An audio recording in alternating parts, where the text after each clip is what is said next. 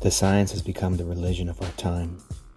What men think they believe has long been evident. In the modern West, three great belief systems have coexisted and to some extent still coexist: Christianity, capitalism, and science. In the history of modernity, these three religions have necessarily crossed each other several times, entering into conflict from time to time, and then in various ways reconciling until they progressively reach a sort of peaceful, articulated coexistence, if not a real collaboration in the name of common interest. The new fact is that between science and the other two religions, an underground and relentless conflict has reignited without us realizing it, the victorious results of which for science are today before our eyes and determine in an unprecedented way all aspects of our existence. This conflict does not concern, as in the past, theory and general principles, but, so to speak, cultural practices. In fact, like every religion, science too knows different forms and levels through which it organizes and orders its own structure. The elaboration of a subtle and rigorous dogmatic corresponds in practice to an extremely broad and capillary sphere of worship, which coincides with what we call technology. It is not surprising that the protagonist of this new religious war is that part of science where dogmatics is less rigorous and the pragmatic aspect stronger. Medicine, whose immediate object is the living body of human beings. Let us try to establish the essential characteristics of this victorious faith, with which we will have to deal increasingly. The first feature is that medicine, like capitalism, does not need any special dogmatics, but merely borrows its fundamental concepts from biology. Unlike biology, however, it articulates these concepts in a Gnostic, Machinian sense, that is, according to an exasperated dualistic opposition. There is a God or an evil principle, the disease, in fact, whose specific agents are bacteria and viruses, and a God or a beneficial principle, which is not health, but healing, whose cultic agents are doctors and therapy. As in any Gnostic faith, the two principles are clearly separated, but in practice they can become contaminated, and the beneficial principle and the physician who represents it can err and unwittingly collaborate with their enemy, without this in any way invalidating the reality of dualism and the need for the cult through which the beneficial principle fight its battle. And in the significance that the theologians who must establish its strategy are the representatives of a science, virology, which has no place of its own, but is situated on the border between biology and medicine. If up to now the cultic practice was, like every liturgy, episodic and limited in time, the unexpected phenomenon we are witnessing is that it has become permanent and all-pervasive. It is no longer a question of taking medicines or undergoing a medical examination or surgery when necessary. The whole life of human beings must become the place of an uninterrupted cultic celebration at every moment. The enemy, the virus, is always present and must be fought innocently and without possible respite. The Christian religion also knew similar totalitarian tendencies, but they concern only a few individuals, monks in particular, who chose to place their entire existence under the banner of pray without ceasing.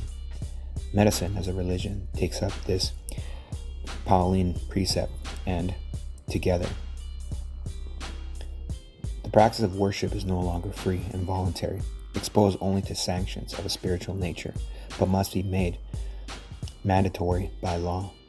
The collusion between the religion and profane power is certainly not a new fact.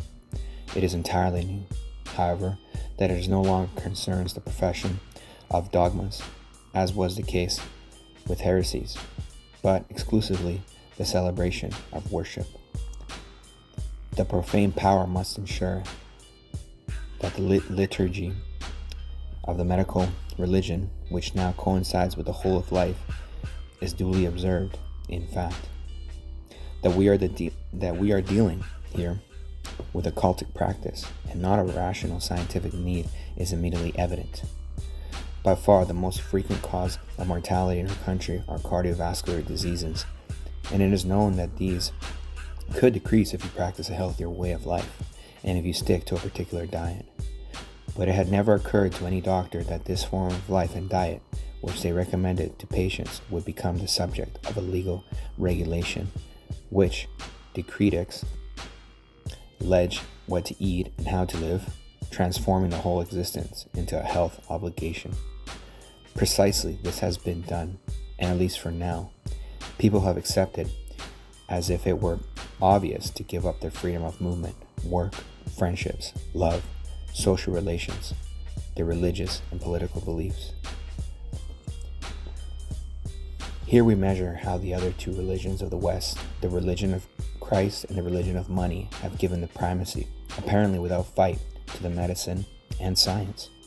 The Church has purely and simply denied its principles, forgetting that the saint, whose name the current Pope took, embraced lepers, that one of the works of mercy was to visit the sick, that the sacraments can only be administered in presence.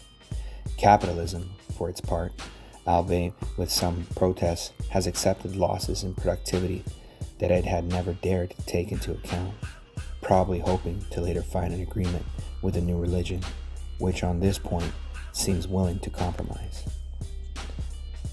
The medical religion has universally collected from Christianity the eschatological instance that it had dropped capitalism. By secularizing the theological paradigm of salvation, had already eliminated the idea of an end of time, replacing it with a state of permanent crisis without redemption or end. Crisis is originally a medical concept, which is designated in the Hippocratic corpus the moment when the doctor decided whether the patient would survive the disease. Theologians have taken up the term to indicate the final judgment which takes place on the last day. If we observe the state of exception we are experiencing, we would say that the medical religion combines the perpetual crisis of capitalism with the Christian idea of an ultimate time, of an eschaton, which the extreme decision is always in progress, and the end in both precipitated and delayed,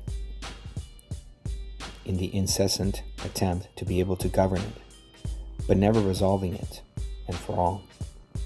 It is a religion of a world that feels at the end, and yet unable, like Hippocratic physicians, to decide whether it will survive or die. Like capitalism, and unlike Christianity, the medical religion does not offer prospects of salvation and redemption. On the contrary, the healing it aims at can only be temporary, since the evil god, the virus, cannot be eliminated once and for all.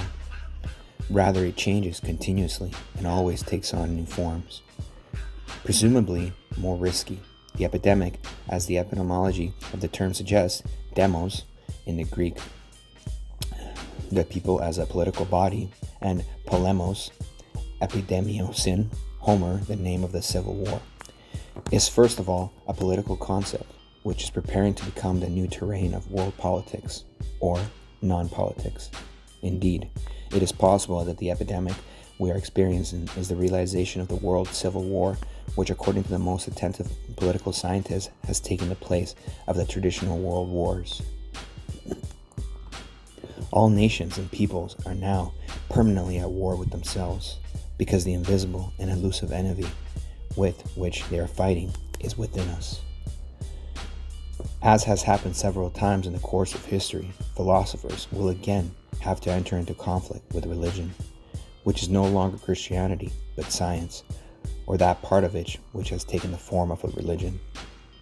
I do not know if the fires will be lit again and books will be put on the index, but certainly the thought of those who continue to seek the truth and reject the dominant lie will be, as is already happening before our eyes, excluded and accused of spreading false news. News, not ideas, since news is more important than reality. As in all moments of